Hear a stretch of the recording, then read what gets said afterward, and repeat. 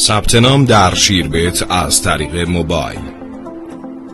جهت عضویت ابتدا وارد سایت شیربت شوید.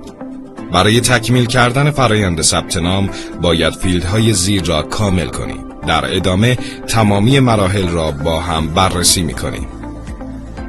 ایمیل خود را وارد کنید.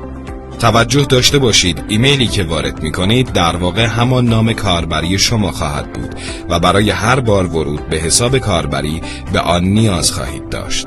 پس یک ایمیل از خودتان که دسترسی کامل دارید را انتخاب کنید.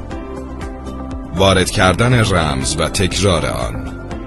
در مهمترین قدم ثبت نام این نکته را باید بدانید که رمز عبور شما حداقل باید دارای 8 کاراکتر باشد. این رمز باید شامل حروف انگلیسی کوچک و بزرگ، حداقل 1 عدد و البته فاقد فاصله باشد.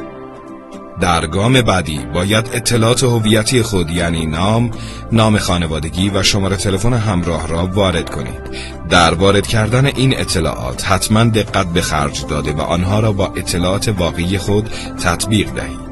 آخرین فیلد اما مربوط به وارد کردن کد امنیتی می باشد. در پر کردن این کد نهایت دقت را داشته باشید، چرا که باید عبارت نمایش داده شده در کادر زیر را عیناً وارد کنید. در انتها گزینه ثبت نام را لمس نمایید.